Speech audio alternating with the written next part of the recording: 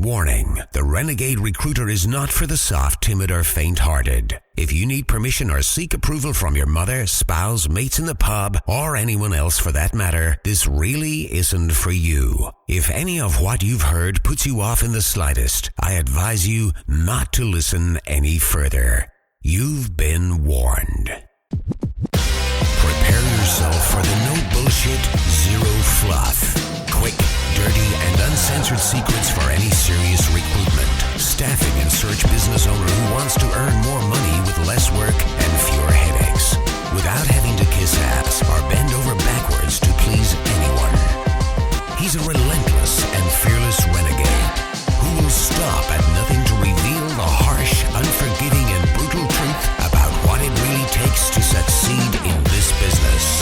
He's a guy people love to hate and hate to love. It's your host, Terry Edwards. The Renegade Recruiter is unleashed.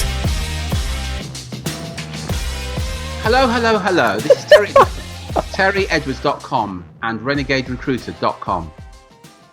And welcome to another episode of the Renegade Recruiter Unleashed podcast. Remember, if you enjoy this podcast, subscribe to it via iTunes and leave a review and share it with any other recruitment and search firm owners who you know are interested in growing their business the Renegade Recruiter way. Before we get started, I've got a quick announcement to make for your diaries and calendars. On the 29th and 30th of November this year, 2017, I'm holding a 2-day workshop in London called Lead Genesis. And this is purely going to be for recruitment and search firm owners who want to know how to grow their business that consistently generates a wealth of hot piping leads every month. And when I say a wealth, I mean more leads than you can actually handle. So you decide who you work with and you never ever go without business again. Now, we've got some super early bird tickets on sale in just a few weeks' time. So keep an eye out for that. And get hold of yours as quickly as possible. You really don't want to miss out on that. So that's the housekeeping. Of course, we're joined by our co-host, Drew. How are you, Drew? Yeah, I'm good, thank you, Terry. How are you? Yeah, I'm very good indeed. In this podcast, we're going to be talking about why most sales training don't work and the reason why. Like I said, remember, go over to iTunes and leave a review. That's really would be appreciated. I don't know about you, Drew, but I've attended countless sales training events in my lifetime. I've read literally hundreds of books on the subject. I've probably listened to several thousand hours of audio books on it as well. And here's something that I've noticed about almost every one of them, whether it's a live event, a book, audio, CD, or whatever. For the most part, they don't work. Two recruiters can take on exactly the same training, sell exactly the same product at the same price, using the exact same strategies that they've discovered. But then they go into the real world and get very different results. One will see dramatic increases in their sales performance, and the other won't. They will speak to more people and convert more people that they speak to and convert them into sales. But on the other hand, some will get the same results that they've always got prior to the training. And there's a reason for that, and that's what we're going to be looking at today. See, because there's a key ingredient that makes the difference to all that. This key ingredient hardly ever gets mentioned in any sales training that's available to you, which is a shame, really, because it's the one thing that you need, and it's one thing that you must know. Even if you get everything else right, this key ingredient is absolutely essential. And this key ingredient's got nothing to do with what you're born with. It doesn't come naturally, but it's something that can be taught if you're aware of it. That key ingredient is mindset. Yes, mindset. Most recruitment and search firm owners, or people in general, here's a few things, a few observations. One is they're not comfortable with sales.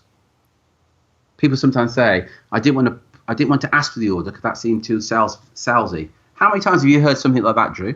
Yeah, I've heard it a few times. I mean, in general, you people are.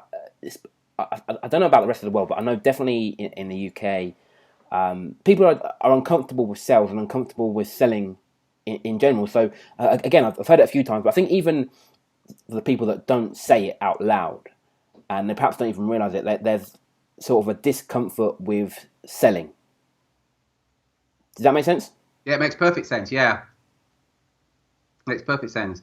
I know that one of the things that we do with our clients, we encourage our clients to do webinars. And in the webinar, one of the advantages of a webinar as a recruitment to search firm owner, you can position yourself as the authority. And at the end of the webinar, what we encourage our clients to do is then to drive the listeners to your calendar to book a telephone consultation. So what it means is you've got clients book it into your calendar. What we say is that you've got to constantly tell them, go to this link here and book in. And often we get, don't we, Drew, clients going, oh, I'm kind of uncomfortable doing that. It seems a bit too salesy. And as we often remind them, that's the whole purpose of the webinar. And by the way, you're not selling, you're saying, book an appointment with me now, and I'm going to help you overcome some of your challenges when it comes to executive search or recruitment. And even at that point, some owners and directors of recruitment and search firms have some discomfort with that. Terry, I just want to sort of take it back a step. You mentioned earlier that it's nothing that you're born with, and I wanted to get your opinion on this. Again, I know we've definitely spoken off air about this, but just for the sake of the podcast, in your opinion, are good salespeople born or are they made? Yes, we have talked about this many a time. Look, here's my opinion. I think there are some people, in terms of personality type, they may be perceived as better salespeople because they're perhaps a bit more outgoing. And people have this perception that if you're outgoing, then you'll probably make a good salesperson. If you're more extrovert than introvert. One of the challenges with extroverts is that they're less likely to be good listeners, whereas an introvert is more likely to be a good listener. And one of the keys to success in selling is asking the right questions. Is this, because we often say this, don't we, Drew? Selling is not telling. Selling is asking the right questions. In fact, right questions to establish what the client is looking for. And when you're interviewing as well, and I know as a youngster I went to many an interview, and the person interviewing me would literally talk for the whole interview, and I just kind of nod in the right places, and invariably you end up getting offered the job. And I remember thinking, well, it wasn't really an interview; it was just a case of this person telling me how great their company was and how great they were. And selling is very much the same. So to answer your question, Drew, is that I think that some people have some innate abilities that they just have in terms of getting on with people, but it doesn't necessarily mean they're going to be a good salesperson. And to be a good salesperson is something that you can actually learn. Yeah. Again, I sort of challenge you on that because although I agree with what you're saying, doesn't being an extrovert give you the advantage that you... Because, I mean, all things being equal, if you approach more people, if you attempt to sell to more people, even if you're sort of lousy at sales, you're going to get better results than someone who doesn't. So doesn't being an extrovert give you that ability at least, even if it doesn't help you in the sort of sales situation? Will it not mean that you're more likely to have more opportunities to sell? Well, just because you're an extrovert, it doesn't equate that you're going to be necessarily good at selling. What an extrovert means is that you're going to be you're outgoing. What an extrovert means is that you're going to have a lot to say for yourself. None of that necessarily equates, Drew, to being a good salesperson, though. No, that's what I'm saying. I know not. Say it wouldn't help you during the sales meeting, but like, what about in terms of getting the sales meeting in the first place? I mean, again, I know a lot of recruiters, one of the ways that they grow their business, although we sort of advise against it, is cold calling. So does being an extrovert give you an advantage using the phone, for example, calling a cold prospect? No, because one of the things with this kind of, I don't know what subject we're covering, but if you look at cold calling in of itself, one of the challenges with cold calling is you're going to get rejection. Whether regards to your personality, you're going to get rejection. And the challenge with it is you're going to get rejection. And the other challenge with it is the person on the other end of the phone doesn't particularly enjoy receiving those calls. So, you've got no control of that, whether you're an introvert or an extrovert. The person on the other end of the phone doesn't enjoy getting those calls. So it makes no difference to that person's, to the caller's personality, what type of personality that you've got. Okay. And look, here's the thing, Drew. I'm not sure if maybe I misunderstood you, but what's important is that when you get in front of a decision maker, there is a formula that you can follow, and a lot of it is asking the right questions. Now, by asking the right questions, you can understand precisely what the client's looking for. So on the subject of sales training, an extrovert is like to go into the call saying, here I am. Let me tell you all about our business. Let me tell you about what a great recruitment company are. Hey, have I told you what our mission statement is? Have I told you how much we care? Have I told you that our fees are X, Y, Z? Now, that's almost like going to your doctor and you walk into the doctor's surgery, and as you walk into the surgery, the doctor says, okay, take your clothes off and get behind the screen. Because your response is, well, I've got a sore throat. Why do I need to take all my clothes off and get behind the screen? Now, if your doctor did that, they probably would be fired for malpractice. But many a recruiter will do that and literally go into the call and launch into their pitch and all about them. Again, in my opinion, that's malpractice. Just starting talking about all about you when you don't really know what the client's looking for. Yeah, brilliant. And I mean, talk to me about mindset. I mean, why? So I mean, you mentioned earlier that, or we mentioned earlier that people in general are uncomfortable with selling or uncomfortable with sales to the point where some of them won't even ask for the sale when they're in a sales situation. They won't actually close the deal or attempt to close the deal. But then even sometimes you get the ones who do attempt to close the deal because they're uncomfortable with it.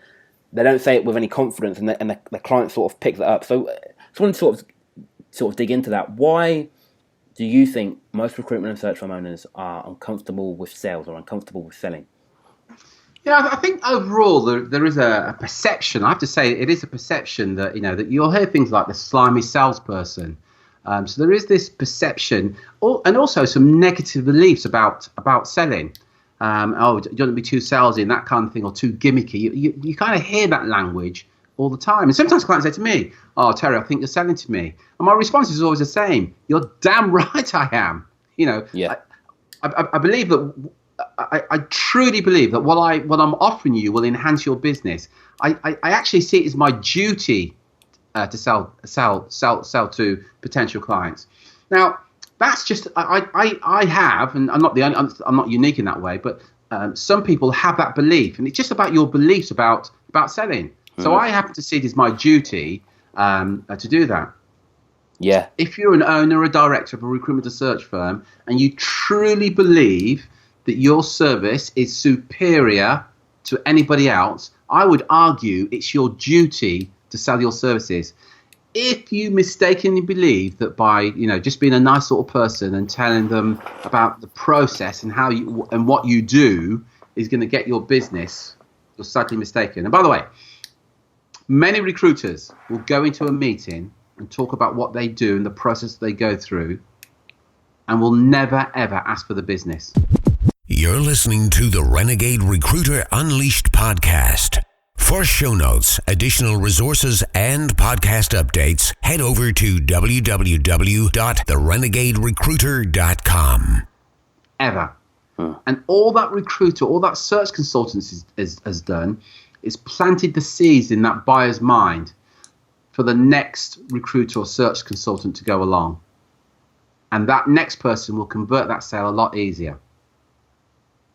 And just asking this question, in fact, here's a question you can ask that is really easy and will create no discomfort whatsoever. Simply ask this question. Once you've established what the client's needs are and you've met those needs, ask this question.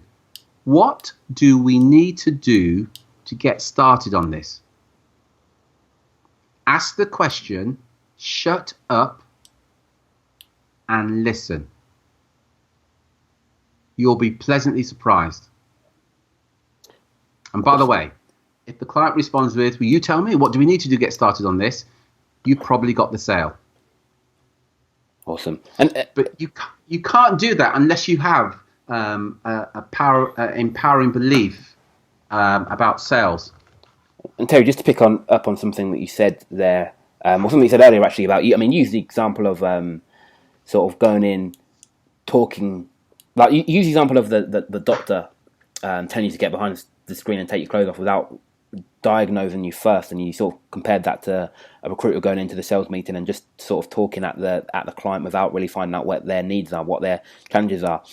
which I think is again really a really good metaphor. And I think actually the medical profession, there's lots of things that we can take from that and apply it to business. But again, one thing that you said there is that about your beliefs about reason people don't ask for sales, like your beliefs around selling or your beliefs around your service. And you said that you believe it's your duty to do everything you can to convince the potential client to buy because you believe that your service is going to solve their problem. And again, just want to sort of point out that that's, if you're not doing that, that's the equivalent to the doctor doing the diagnosis, knowing that you've got a problem, but not offering you the medicine. Does that make sense, Terry? Yeah, absolutely. It's a really good point. Yeah, absolutely good point. Yeah. And if a doctor was to do that, again, they would be struck off, wouldn't they? Yeah. So, you don't sound convinced about that, Drew. Well, I was actually thinking, I don't know how anyone would know, but yeah. I mean, yeah, they should be struck off, should we say? Yeah, they should be struck off. But yeah, you need to sort of work on the beliefs that you have around your product or service. So again, you're not in the recruitment or search business, right? What we are all really in as business owners or as salespeople, we're in the problem-solving business. So if you're speaking to a client and you do the diagnosis and you actually decide that actually your service is the best solution to the problem they're facing, right? If it's not the best solution, then you should send them elsewhere. You shouldn't really sell to them anyway.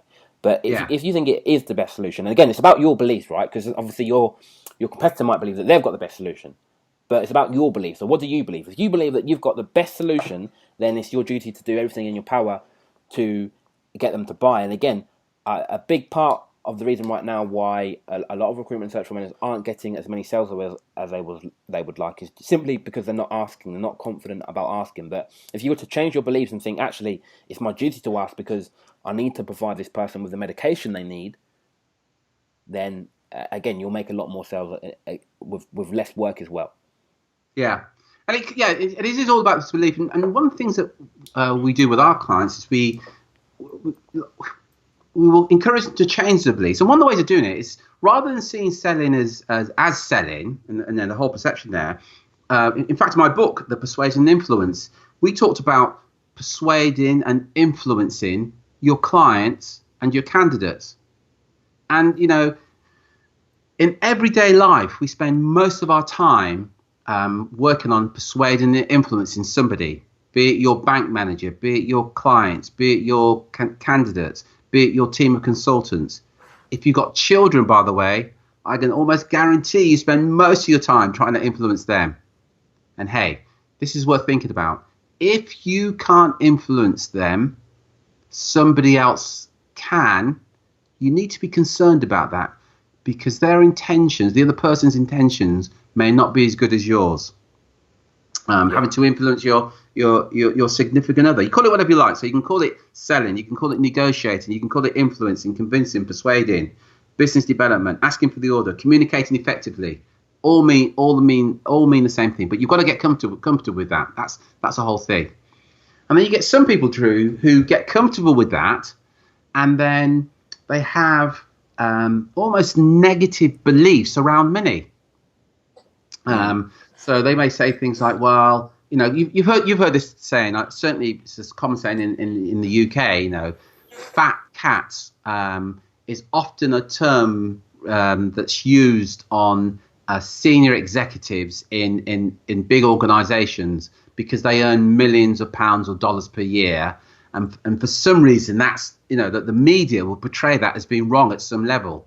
And again, it always brings a smile to my face because I always think whoever wrote that article, if they were offered millions of pounds of dollars to do that job, would they say, "Oh no, that's much too money, much too much money for me, and I'm not going to accept it"?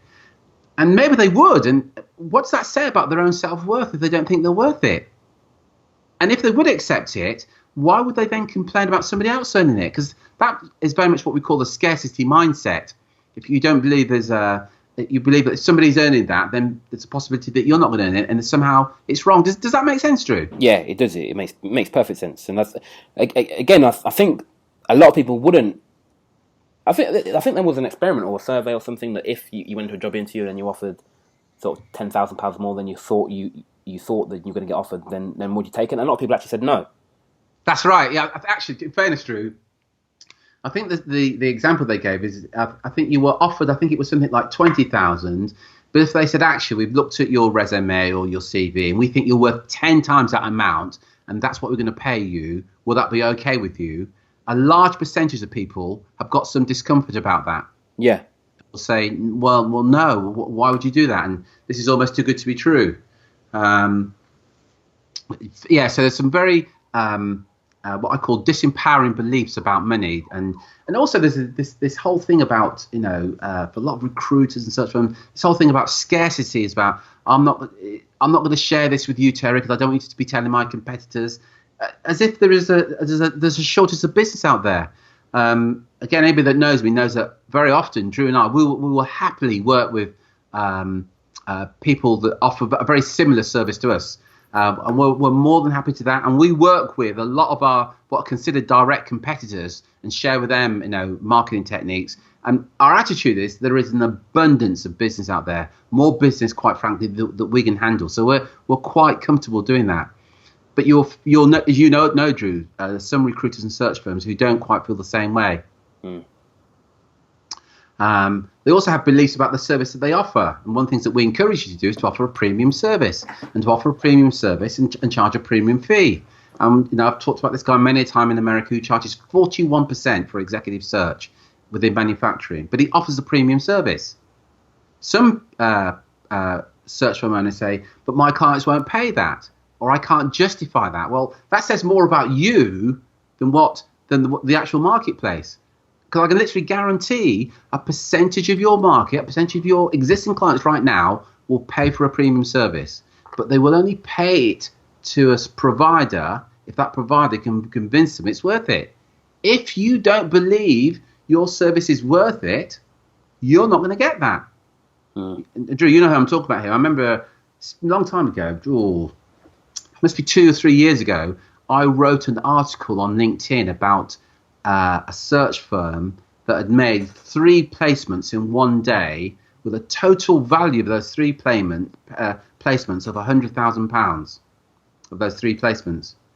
And another recruitment's response was, that's obscene and disgraceful.